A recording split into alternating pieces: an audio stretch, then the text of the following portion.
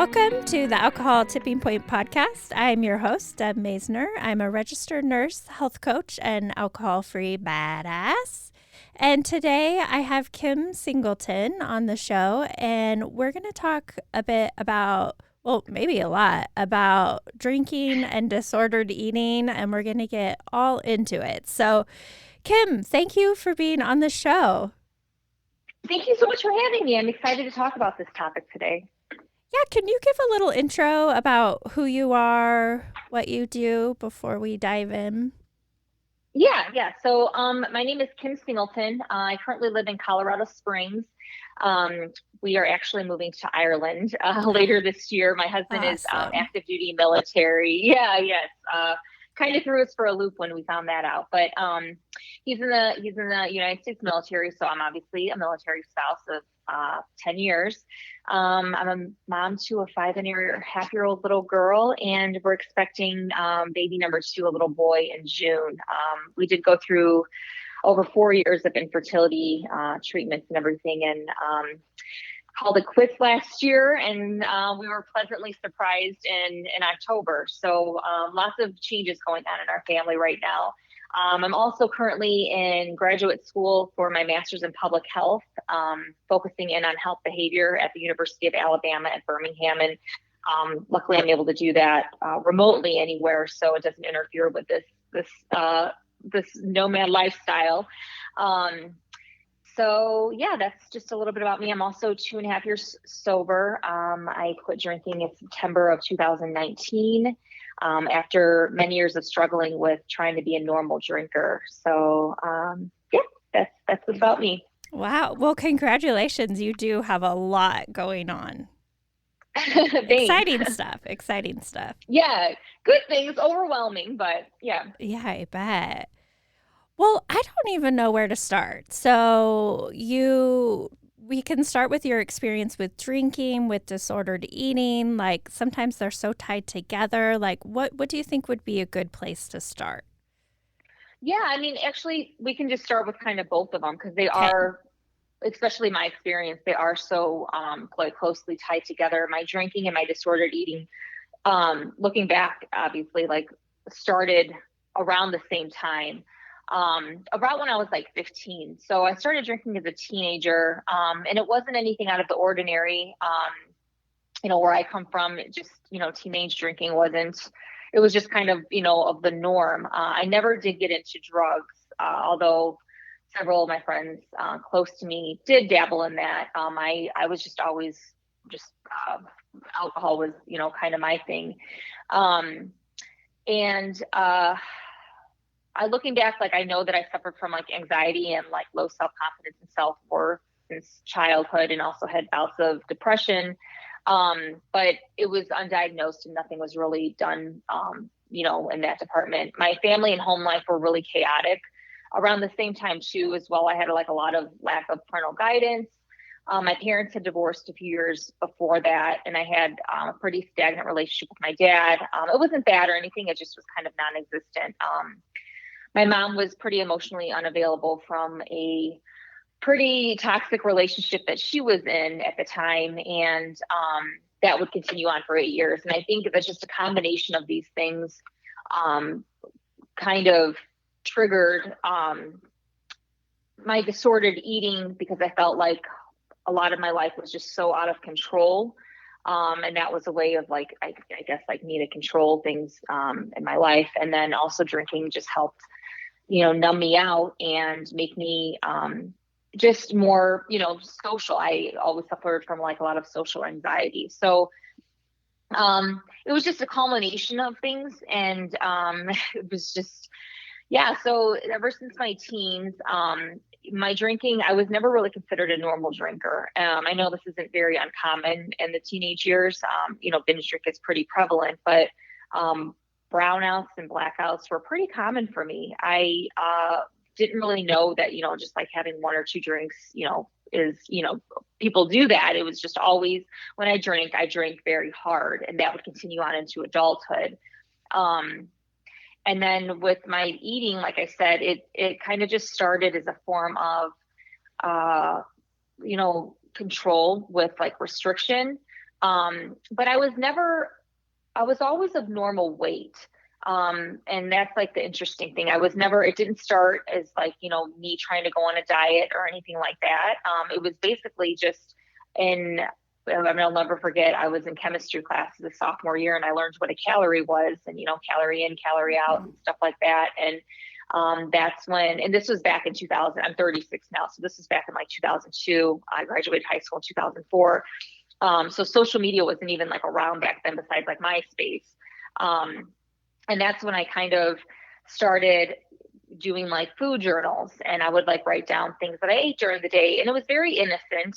I would see these things in magazines that were really prominent back then. I remember it was like Oxygen and Self magazine and stuff. And I would see these women that were in the fitness industry, and not that I ever like wanted to strive to be in the fitness industry, but I would see what they were doing, and you would see like their meal plans and stuff like that. And I just kind of took that and ran with it. And this continued on for, years. And I started, running. And now I can see that it was, a form of like exercise addiction as well. But I just thought it was like me trying to be healthy. All at the same time, I was, consuming a carcinogen in massive amounts and blacking out. But you're just, so young and naive, and you don't know that, you don't know how toxic these two things are, and how they were both a form of self-destruction and coping mechanisms. You have alcohol that numbs you and, suppresses your feelings, good and bad.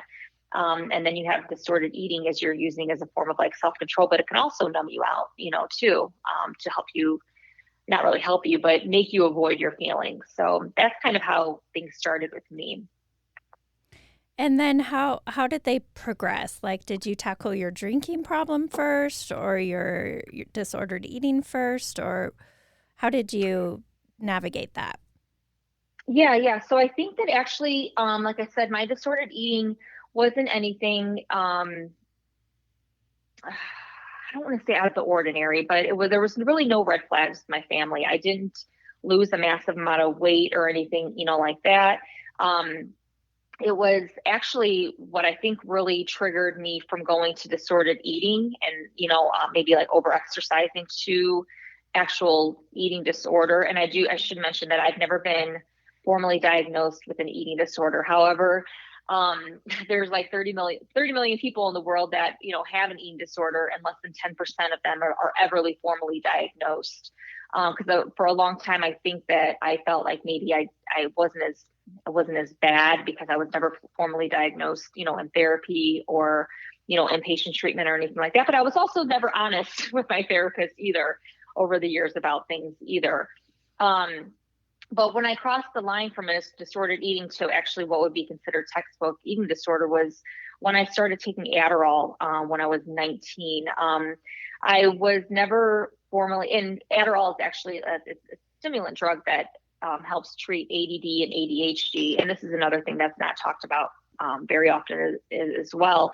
And it's very prominent in the college setting. And I've actually realized just from talking and being open about my story that a lot of people use it as a form of like weight loss, especially mothers, for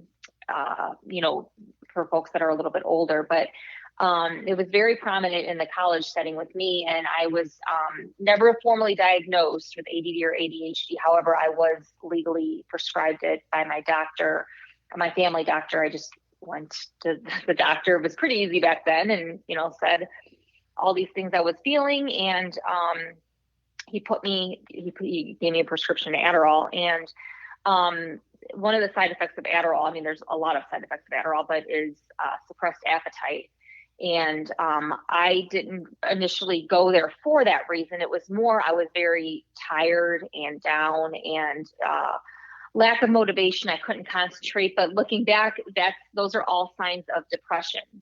So I should have been treated for depression, but I was given this, stimulant to, cover that up. And once it completely changes the chemistry in your brain. And it gives you, a boost of energy.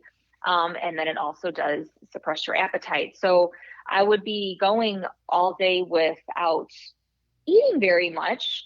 And I would be consuming, large amounts of caffeine. Back then I would drink sugar-free Monsters a lot, lattes from Starbucks, and then, eating very little. And then at night I'd be going out with my friends or drinking alone. I was actually in my adult years more of a closet binge drinker, but, and then I'd be, consuming a lot of alcohol. And when you don't eat, when you don't eat and then you're drinking, your blackouts are just, you're so much more prevalent.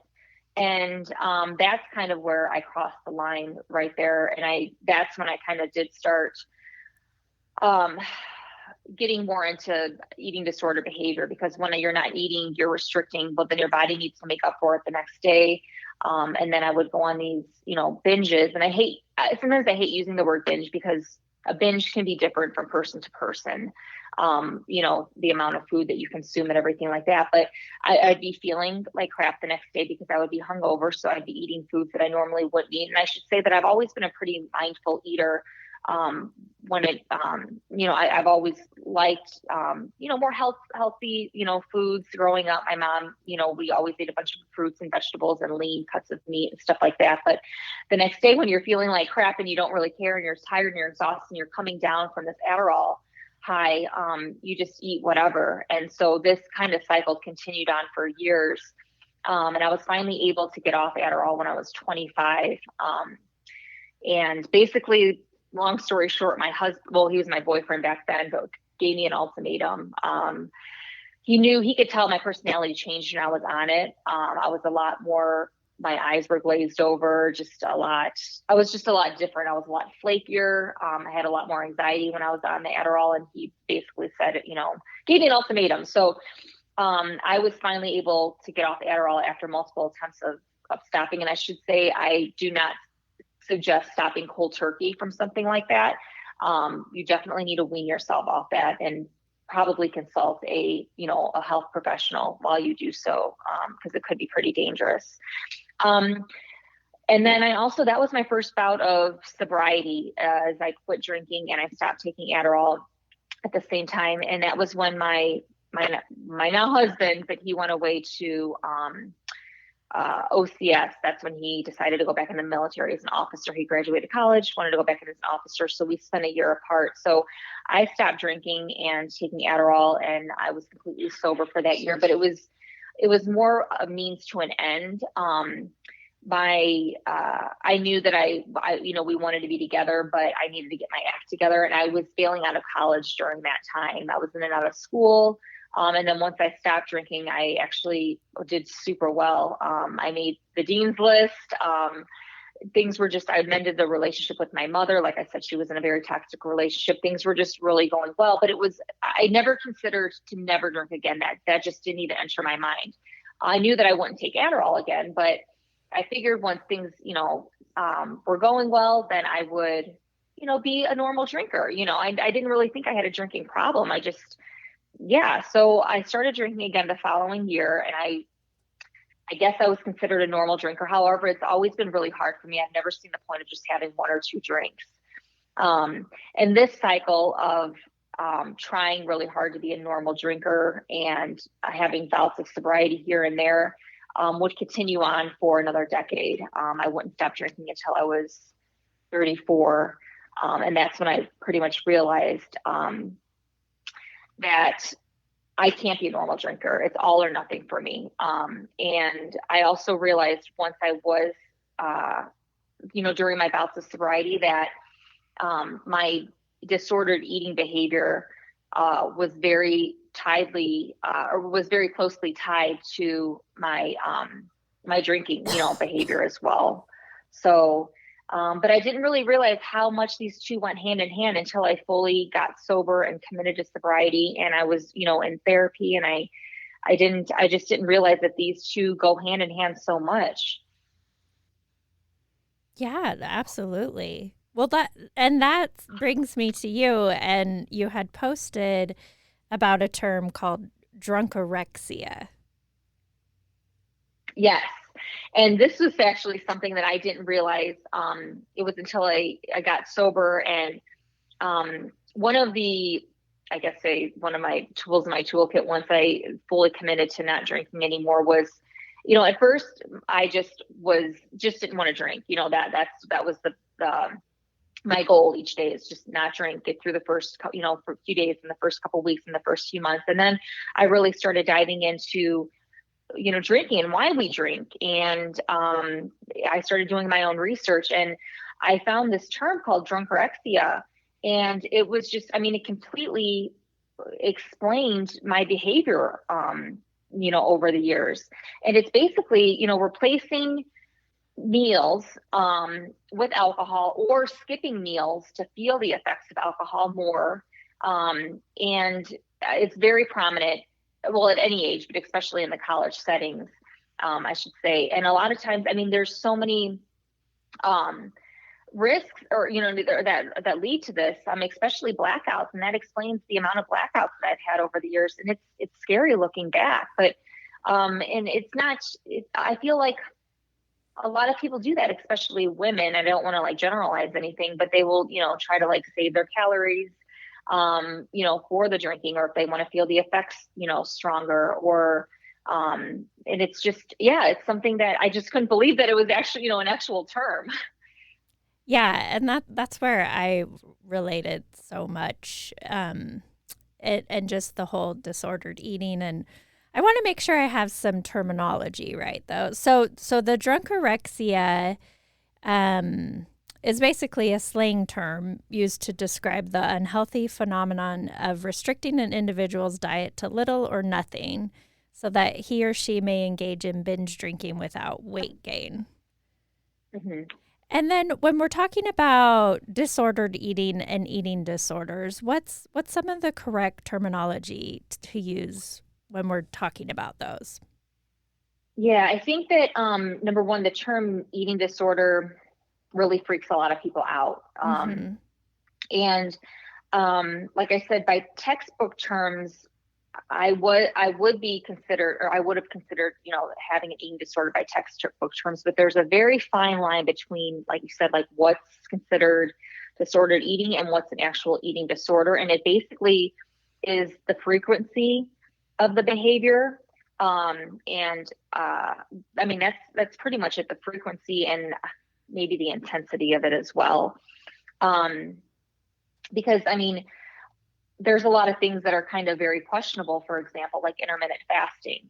That was another behavior that I engaged in, and it's perfectly accepted by society. And I don't want to totally bash it. Some people do it for, certain health reasons or whatever, but that is a form of restriction.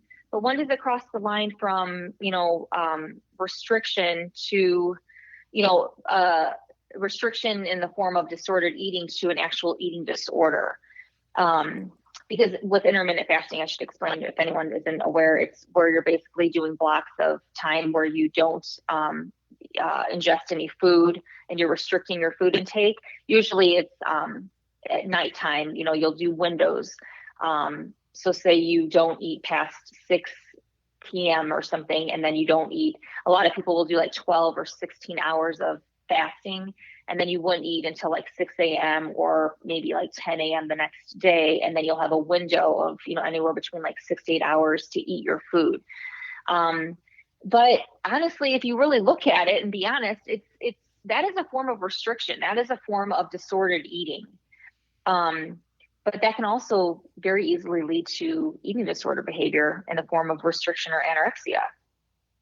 Yeah. And then I just want to clarify, when we're talking about disordered eating and eating disorders, we're talking typically about anorexia, which is the restriction of food, and then binging, which is what it sounds like, overeating, binging on food, and then bulimia, which involves purging of food afterwards. Right. And I think sometimes there's a misconception of what bulimia could actually be. So bulimia is you'll restrict food, and then you'll engage in a binging behavior. It doesn't always have to be, massive amounts of food. It could be what's considered a normal amount of food, but then you're going to purge these foods either via self-induced vomiting, or laxative usage, or a big one that a lot of people that we see a lot of nowadays is over exercising to compensate for the amount of calories that are consumed.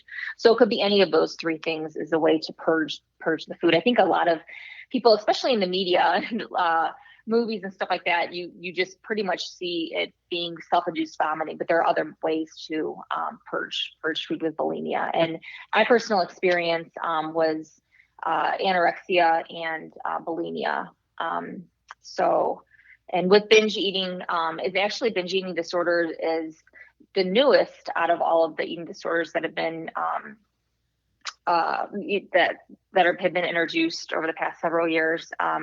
But that's the most prominent. More people suffer from binge eating disorder than either one, but that's the one that's not really talked about as much. And I know it's associated with a lot of shame. Just as all eating disorders are. Yeah, all of this is associated with shame, having a drinking problem and disordered eating. And all of that is something, it's so common.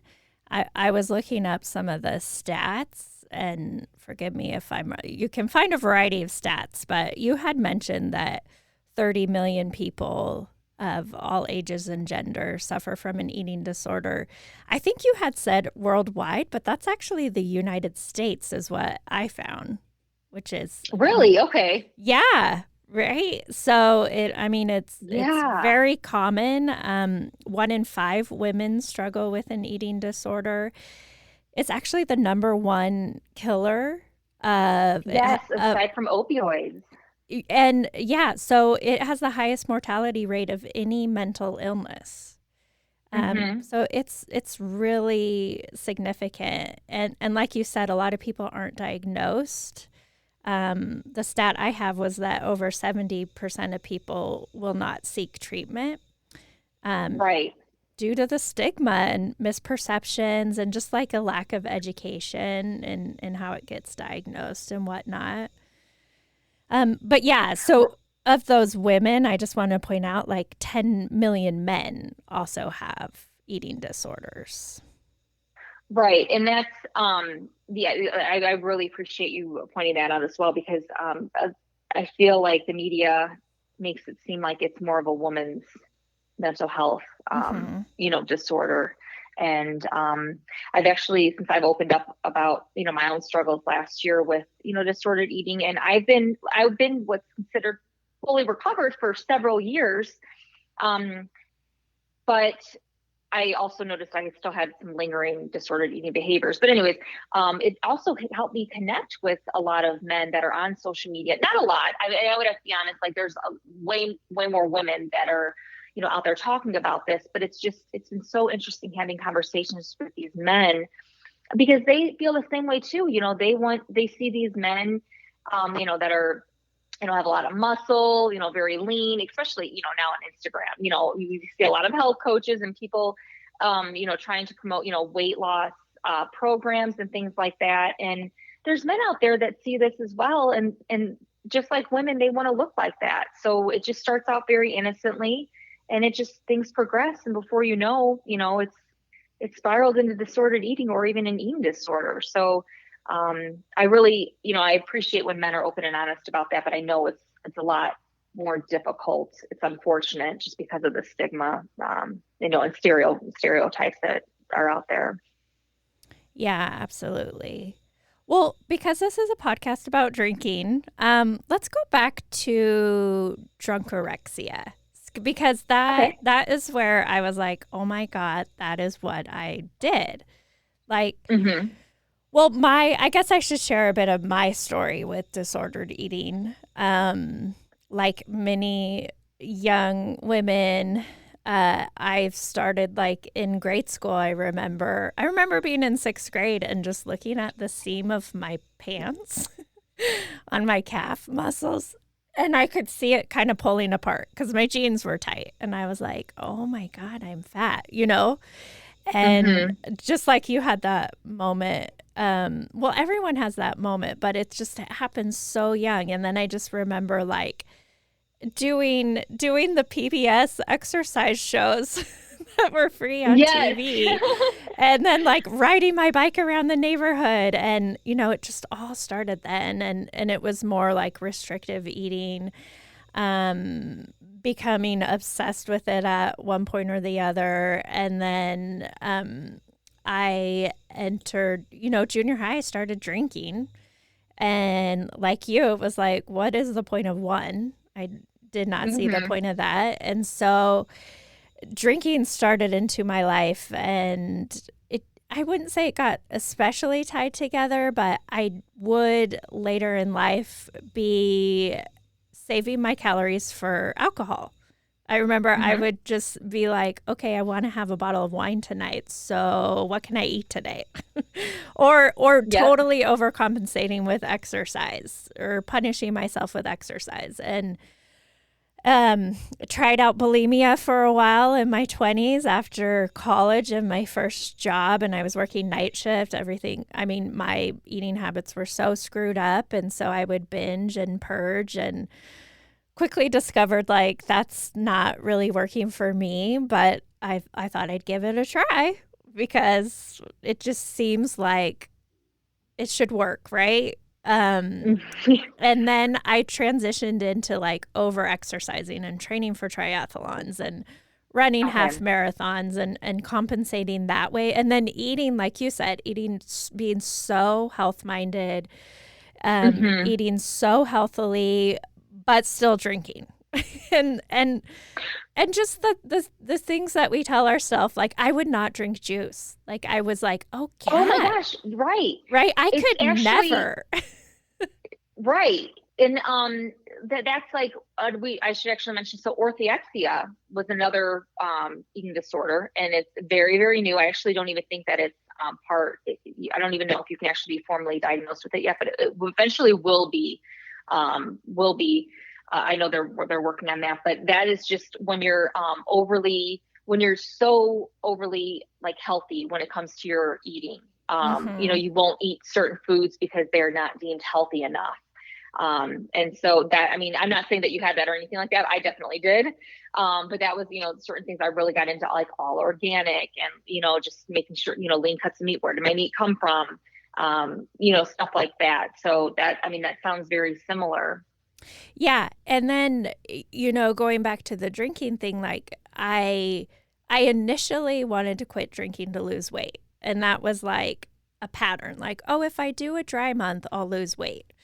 Or, maybe I should switch from beer to wine. Or, I mean, look at White Claws. I mean, we are feeding into that drink, low calorie drinks, skinny margaritas and cocktails. Right, and right. Just so counterintuitive. But I wasn't really successful with quitting drinking until I could untie that from losing weight. And I tell people that a lot, like, just eat, because I'd just say, like, don't focus on, now I'm just focusing on drinking and quitting drinking, but it's like, don't focus on dieting and losing weight. Just eat, focus on practicing not drinking, make that be your only goal. Have that Sunday, have the candy, whatever can get you through, because I couldn't do them both. And that's just my experience, but it kind of makes me think, like, if someone is suffering from both an eating disorder and a drinking problem, like, which do you tackle first, and how do you tackle that? And what are your thoughts about that? Yeah, I mean, I 100% agree. I wasn't, like I said, it wasn't until I was able to get fully sober and devote, commit to not drinking, that I was able to actually look back and honestly accept that I did have eating disorders at certain points in my life. And I mean, I'm not saying this is true for everyone, but I really believe, like you said, you need to probably more than likely quit drinking before you're able to tackle your issues with food. I just don't see how it could be possible to continue drinking normally. Even normally, I don't like, it doesn't even have to be binge drinking behavior, even drinking normally, because even after one or two, drinks, your brain, I mean, you think differently, and some people, a lot of times will, it'll make them feel hungrier, or, you know what I mean? And maybe they would eat things that they normally wouldn't eat. If they weren't drinking, a lot of times it'll make, but, yeah, I definitely had to tackle my drinking first before I was able to look back and take a good hard look and be honest with myself about my eating disorders and my disordered eating behavior. But I mean, like I said, it's different for everyone, but that's interesting that you had the same correlation. Yeah, I feel like it's brought up a lot of stuff that I've kind of forgotten about. And I it's interesting because I've let that go, but I've also kind of let myself go. Like, because I don't drink, I'm like, I mean, I'm 2+ years sober now, but I've kind of been using that as a free ride for long enough, I think, where I'm like, well, I don't drink, so I can eat whatever I want. Like, I don't drink, so I don't need to do this or that. And so I'm finding the balance again between healthy eating and not overindulging.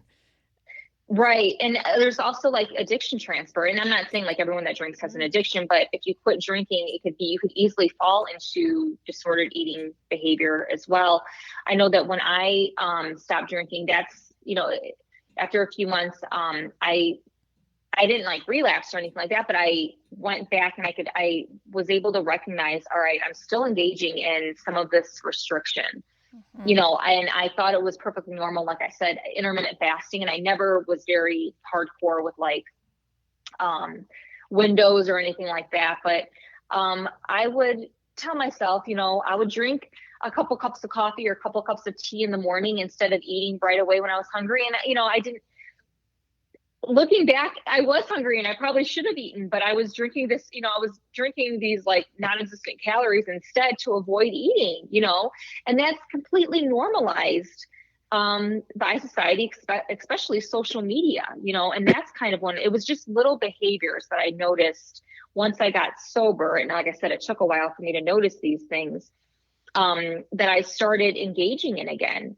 I started becoming very borderline obsessive with, what I was eating. And, because I was like, oh my God, I was consuming this carcinogen for all these years, trying to clean up, making sure everything was like organic. And, that's when it just kind of manifested from there. And then that's when I kind of really started digging around into the correlation between drinking and eating disorders. But also when a lot of people quit drinking, they will, you hear about like they joke about like becoming like addicted to sugar. And people are like, well, at least it's not, alcohol or carcinogen or, things like that. And I agree, I do. But I've been kind of attacked by this actually too on social media when I've talked about this, because I'm like, yes, I completely agree. You need to just do whatever you can to like not drink and get through that. So you're able to come to a place where you're comfortable with, whether you identify as a sober person or being alcohol free, whatever, but be comfortable in this, new role that you have in your life of, being alcohol free. But at the same time, I don't really encourage anyone to just, eat whatever they want or consume all of the sugar, because that can really set someone up that has a history of disordered eating for, something that could turn into, an eating disorder down the line. Yeah, it's so interesting. I'm glad that you brought up transfer addictions because I've been doing just a little bit of research into bariatric surgery patients. So just going back to this connection. So post-bariatric surgery patients. So I guess if people don't know what that is, that's a surgery to reduce the size of your stomach. There's different ways you can do the surgery. But basically for weight loss for obese individuals. And they have a much higher rate post-surgery of alcohol use addiction and disorders. Interesting. I have read that before. So something to be aware. I mean, we all have to find that happy balance and what works best for you.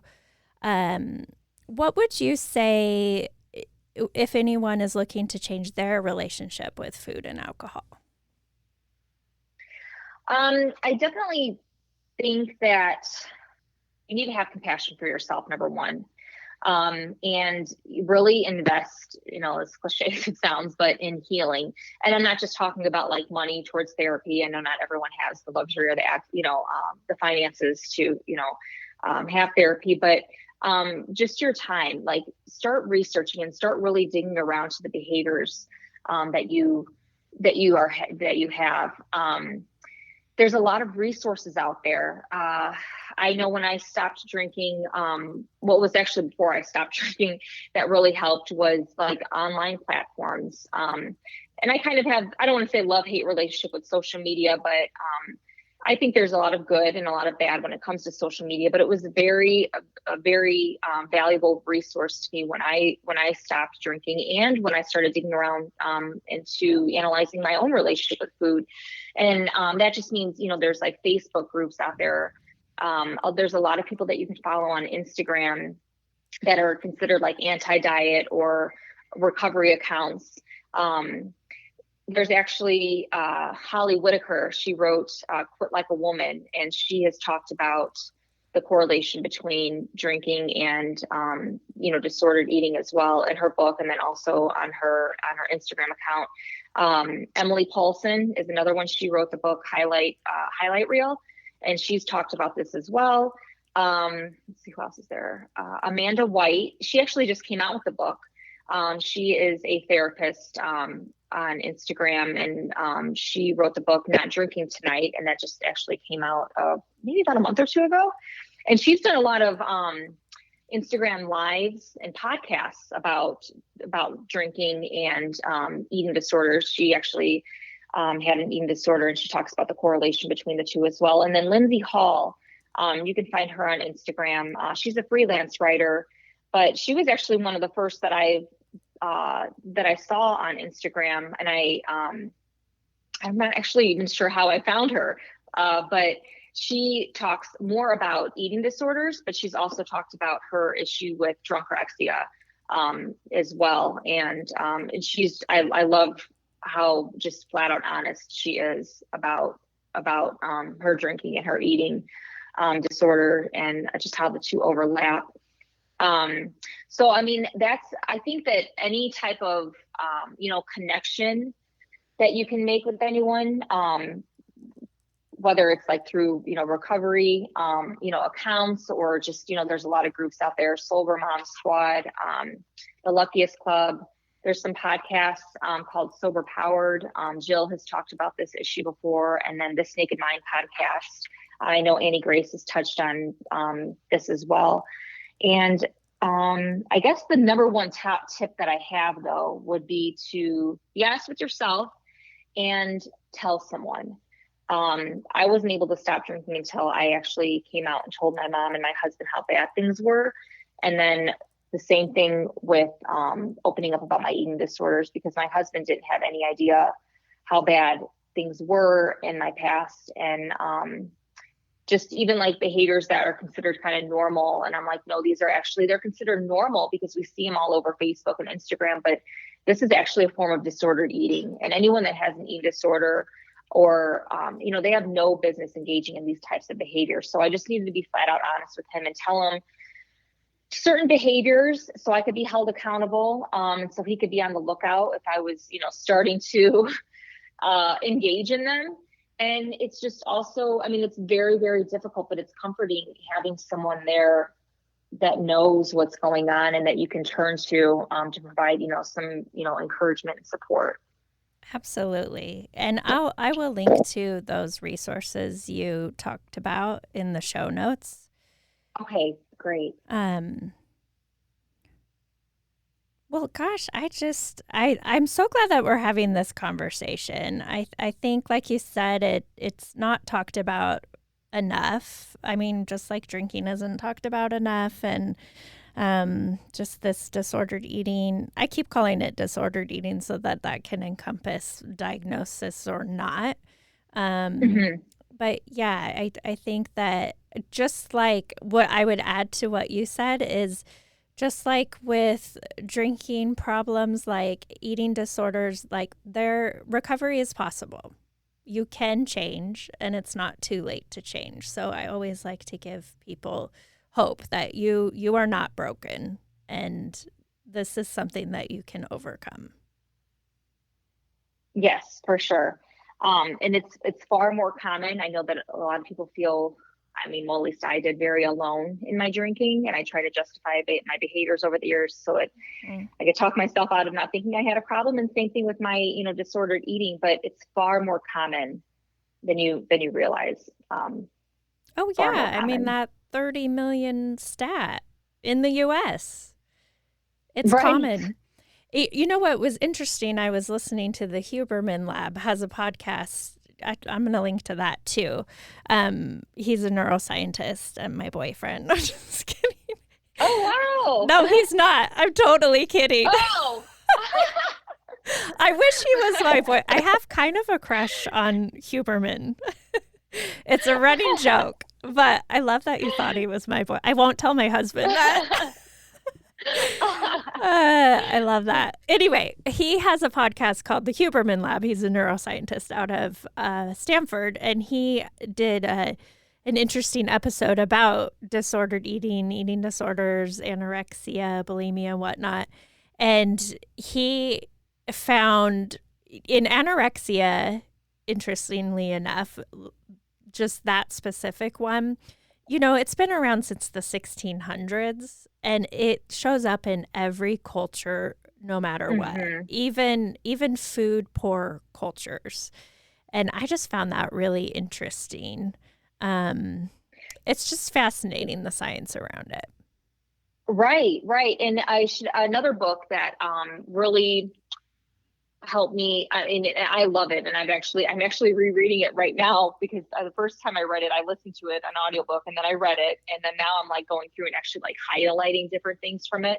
But it's called Anti-Diet by Christy Harrison, and you can find her on Instagram as well. She actually has a podcast as well, and it's she doesn't talk so much about drinking, but you can see like the overlap of like a lot of behaviors when it comes to disordered eating and drinking in there. But she goes through the history of, eating disorders and not just eating disorders, but also disordered eating, and how it, like I said, like centuries ago started, and then how it kind of started like intervening in American culture as well, like in the early 1900s. And it's just fascinating how much it's involved in it. A lot of times it, changes these diets that people are on. They change forms. Right now we're in this wave where it's not really considered a diet, it's a lifestyle. It's not a diet, it's a lifestyle change. And that's where we're at right now in society, is it's more of a lifestyle. And but it's, when it comes down to it, they're pretty much all the same. They have all the same roots. So yeah, that's another book that I would definitely check out. That's great. Well, before we wrap up, is there anything else you would like to share for our listeners? I don't know. I don't think so. Just like I said, these two topics are just far more common than you imagine. Don't be embarrassed or, ashamed. It's conversations like this that are going to, help reduce the stigma. And I mean, that's another actually reason why I'm going back to school, get my master's in public health, is because I want to help, reduce the stigma and just break the systemic, healthcare and financial and barriers, and provide more treatment access, whether it's, inpatient or just having outlets like this for people to become, open and honest, about, because that's honestly the way that we're going to change. It's through connection and being vulnerable, with ourselves and with each other. So yeah, you're not alone. Oh, absolutely. Well, I want to thank you so much for coming on the show and having this conversation. I'm excited for you and your future in Ireland. What a beautiful place to go to. And congratulations on your pregnancy and your child and life that you've made for yourself now. Thank you. I appreciate it. Yeah, it'll be, an exciting but stressful year, but all good things, like you said. Good. Okay. Well, thank you so much. Like I said, I will post all these resources in the show notes. Thank you for listening to the show today. If you like it, please feel free to leave a review, subscribe, and share it with your friends. Share it on social media, and we can help other people together. Thank you. Hey everyone, thank you so much for listening to this episode of the Alcohol Tipping Point. I'm always here for you guys, so please feel free to reach out and talk to me on Instagram at Alcohol Tipping Point, and check out my website, alcoholtippingpoint.com. Again, I hope you can use these tips we talked about for the rest of your week. And until then, see you next time.